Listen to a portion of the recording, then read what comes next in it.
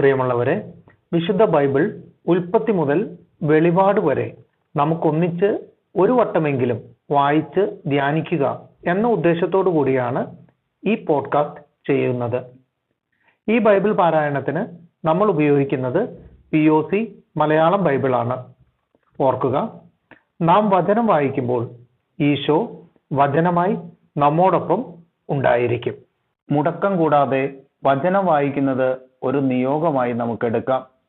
അതിനായി പരിശുദ്ധാത്മാവേ, ഞങ്ങളെ ശക്തിപ്പെടുത്തണമേ എന്ന് പ്രാർത്ഥിക്കാം.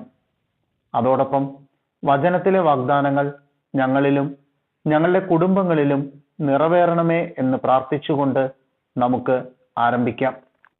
ഇന്ന് നമ്മൾ വായിച്ചു ധ്യാനിക്കുക സംഖ്യയുടെ പുസ്തകം 35ഉം 36ഉം അധ്യായങ്ങളാണ്.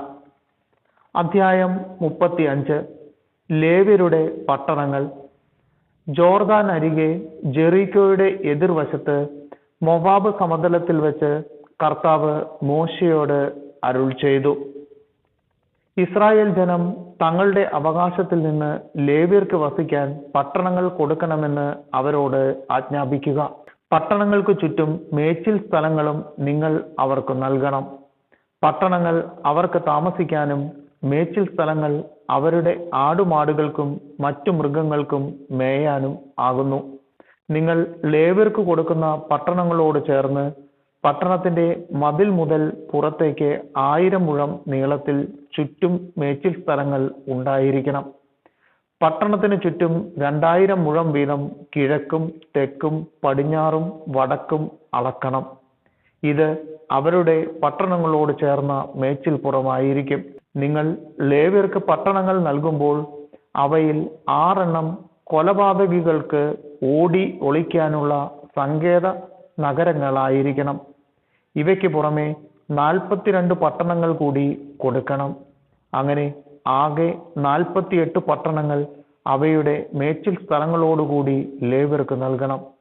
ഇസ്രായേൽ ഗോത്രങ്ങളുടെ അവകാശമായ പട്ടണങ്ങളാണ് അവർക്ക് കൊടുക്കേണ്ടത്. ഓരോ ഗോത്രവും തങ്ങൾക്ക് ലഭിച്ച ഓഹരി അനുസരിച്ച് കൂടുതൽ ലഭിച്ചവർ കൂടുതലും കുറച്ച് ലഭിച്ചവർ കുറച്ചും പട്ടണങ്ങൾ കൊടുക്കണം. സങ്കേത നഗരങ്ങൾ. കർത്താവ് മോശയോട് അരുൾ ചെയ്തു, ഇസ്രായേൽ ജനത്തോട് പറയുക, നിങ്ങൾ ജോർദാൻ കടന്ന് കാനാൻ ദേശത്ത് പ്രവേശിക്കുമ്പോൾ അബദ്ധവശാൽ ആരെയെങ്കിലും വധിക്കുന്നവന് ഓടി ഒളിക്കാൻ സങ്കേത നഗരങ്ങളായി ചില പട്ടണങ്ങൾ തെരഞ്ഞെടുക്കണം. കൊലപാതകി വിധി നിർണയത്തിനായി സമൂഹത്തിന്റെ മുമ്പിൽ നിൽക്കുന്നതിനു മുമ്പ് വിധിക്കപ്പെടാതിരിക്കാൻ രക്തത്തിൽ നിന്ന് പ്രതികാരം ചെയ്യുന്നവനിൽ നിന്ന് അഭയം തേടാനുള്ള സങ്കേതങ്ങളായിരിക്കും ഈ പട്ടണങ്ങൾ. നിങ്ങൾ നൽകുന്ന പട്ടണങ്ങളിൽ 6 സങ്കേത നഗരങ്ങളായിരിക്കും. സങ്കേത നഗരങ്ങളായി 3 പട്ടണങ്ങൾ ജോർദാന് ഇക്കരെയും 3 പട്ടണങ്ങൾ കാനാൻ ദേശത്തും കൊടുക്കണം. ഇസ്രായേൽ ജനത്തിലോ അവരുടെ ഇടയിലുള്ള വിദേശികളിലോ തൽക്കാല താമസക്കാരിലോ പെട്ട ആരെങ്കിലും മനഃപൂർവമല്ലാതെ ആരെയെങ്കിലും വധിച്ചാൽ അവന് ഓടി ഒളിക്കാനുള്ള സങ്കേതമായിരിക്കും ഈ 6 പട്ടണങ്ങൾ. എന്നാൽ ആരെങ്കിലും ഇരുമ്പായുധം കൊണ്ട് ആരെയെങ്കിലും അടിച്ചിട്ട് അവൻ മരിച്ചാൽ അടിച്ചവൻ കൊലപാതകിയാണ്. കൊലപാതകി വധിക്കപ്പെടണം. കല്ലുകൊണ്ടുള്ള ഇടികൊണ്ട് ആരെങ്കിലും മരിച്ചാൽ ഇടിച്ചവൻ കൊലപാതകിയാണ്. കൊലപാതകി വധിക്കപ്പെടണം. മരം കൊണ്ടുള്ള ആയുധത്താൽ അടികൊണ്ട് ആരെങ്കിലും മരിച്ചാൽ അടിച്ചവൻ കൊലപാതകിയാണ്. കൊലപാതകി വധിക്കപ്പെടണം. പ്രതികാരം ചെയ്യാൻ ചുമതലയുള്ള ബന്ധു തന്നെ ഘാതകനെ വധിക്കണം. കണ്ടുമുട്ടുമ്പോൾ അവനെ കൊല്ലണം. ആരെങ്കിലും വിദ്വേഷം മൂലം ഒരാളെ കുത്തുകയോ പതിയിരുന്ന് എറിയുകയോ ശത്രുത നിമിത്തം കൈകൊണ്ട് അടിക്കുകയോ ചെയ്തിട്ട് അവൻ മരിച്ചാൽ പ്രഹരിച്ചവൻ വധിക്കപ്പെടണം. അവൻ കൊലപാതകിയാണ്. പ്രതികാരം ചെയ്യാൻ ചുമതലപ്പെട്ടവൻ കൊലപാതകിയെ കണ്ടുമുട്ടുമ്പോൾ അവനെ വധിക്കണം. എന്നാൽ ആരെങ്കിലും ശത്രുത കൂടാതെ ഒരുവനെ പെട്ടെന്ന് കുത്തുകയോ പതിയിരിക്കാതെ അവന്റെ മേൽ എന്തെങ്കിലും എറിയുകയോ ശത്രുവല്ലാതെയും ദ്രോഹിക്കാൻ ആഗ്രഹമില്ലാതെയും കാണാതെ മാരകമാം വിധം അവന്റെ മേൽ കല്ലെറിയാൻ നിടയാവുകയോ ചെയ്തിട്ട് അവൻ മരിച്ചാൽ ഘാതകനും പ്രതികാരം ചെയ്യാൻ കടപ്പെട്ടവനും മധ്യേ ഈ കൽപ്പനകൾ അനുസരിച്ച് സമൂഹം വിധി പ്രസ്താവിക്കണം. സമൂഹം ആ കൊലപാതകിയെ പ്രതികാരം ചെയ്യാൻ കടപ്പെട്ടവന്റെ കൈകളിൽ നിന്ന് രക്ഷിച്ച് അവൻ അഭയം തേടിയിരുന്ന സങ്കേത നഗരത്തിലേക്ക് തിരിച്ചയക്കണം. വിശുദ്ധ തൈലത്താൽ അഭിഷിക്തനായ പ്രധാന പുരോഹിതന്റെ മരണം വരെ അവൻ അവിടെ തന്നെ താമസിക്കണം. എന്നാൽ കൊലപാതകി താൻ അഭയം തേടിയിരുന്ന സങ്കേത നഗരത്തിന്റെ അതിർത്തി വിട്ട് എപ്പോഴെങ്കിലും പുറത്തു പോവുകയും പ്രതികാരം ചെയ്യേണ്ടവൻ സങ്കേത നഗരത്തിന്റെ അതിർത്തിക്ക് പുറത്തു വെച്ച് അവനെ കണ്ടുപിടിച്ച് വധിക്കുകയും ചെയ്താൽ അവന് കൊലപാതക കുറ്റം ഉണ്ടായിരിക്കുകയില്ല. കാരണം പ്രധാന പുരോഹിതന്റെ മരണം വരെ അവൻ തന്റെ സങ്കേത നഗരത്തിൽ വസിക്കേണ്ടിയിരുന്നു. പുരോഹിതന്റെ മരണത്തിനു ശേഷം തനിക്ക് അവകാശമുള്ള ഭൂമിയിലേക്ക് അവന് തിരിച്ചു പോകാം. ഇവ നിങ്ങളുടെ എല്ലാ വാസസ്ഥലങ്ങളിലും എല്ലാ തലമുറകളിലും നിയമവും പ്രമാണവും ആയിരിക്കും. ആരെങ്കിലും ഒരുവനെ കൊന്നാൽ കൊലപാതകി സാക്ഷികൾ നൽകുന്ന തെളിവിന്റെ അടിസ്ഥാനത്തിൽ വധിക്കപ്പെടണം. ഒരാളുടെ മാത്രം സാക്ഷ്യം ആസ്പദമാക്കി ആരെയും വധിക്കരുത്. കൂടാതെ മരണശിക്ഷയ്ക്ക് അർഹനായ കൊലപാതകിയുടെ ജീവന് വേണ്ടി മോചനദ്രവ്യം നിങ്ങൾ സ്വീകരിക്കരുത്. അവൻ വധിക്കപ്പെടുക തന്നെ വേണം. സങ്കേത നഗരത്തിൽ ഓടി ഒളിച്ചവൻ മഹാപുരോഹിതന്റെ മരണത്തിനു മുമ്പ് സ്വന്തം ദേശത്ത് തിരിച്ചു വന്ന് താമസിക്കുന്നതിനു വേണ്ടി നിങ്ങൾ മോചനദ്രവ്യം സ്വീകരിക്കരുത്. നിങ്ങൾ അധിവസിക്കുന്ന ദേശം അങ്ങനെ അശുദ്ധമാക്കരുത്. എന്തെന്നാൽ രക്തം ദേശത്തെ അശുദ്ധമാക്കുന്നു. രക്തം ചൊരിഞ്ഞവന്റെ രക്തമല്ലാതെ ദേശത്ത് ചൊരിയപ്പെട്ട രക്തത്തിന് പ്രായശ്ചിത്തം സാധ്യമല്ല. കർത്താവായ ഞാൻ ഇസ്രായേൽ ജനത്തിന്റെ മധ്യേ വസിക്കുന്നത് കൊണ്ട് നിങ്ങൾ പാർക്കുന്ന ഭൂമി നിങ്ങൾ അശുദ്ധമാക്കരുത്. അധ്യായം 36. വിവാഹിതയുടെ അവകാശം.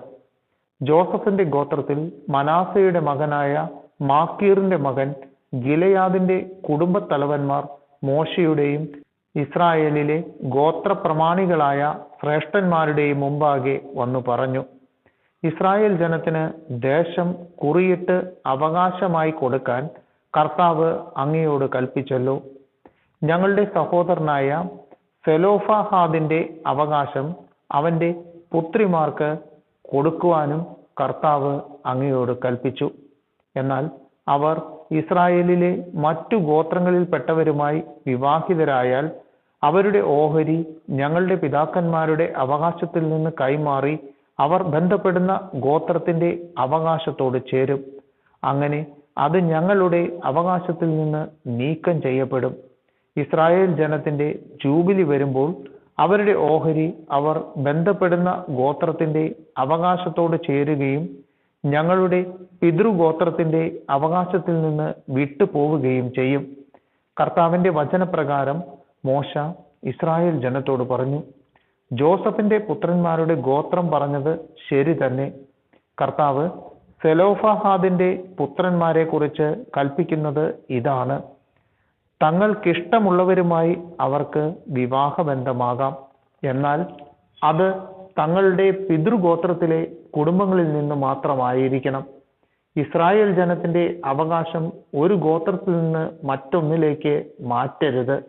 ഇസ്രായേലിയരിൽ ഓരോരുത്തരും താങ്കളുടെ പിതൃഗോത്രത്തിന്റെ അവകാശത്തോട് ബന്ധപ്പെട്ടിരിക്കണം.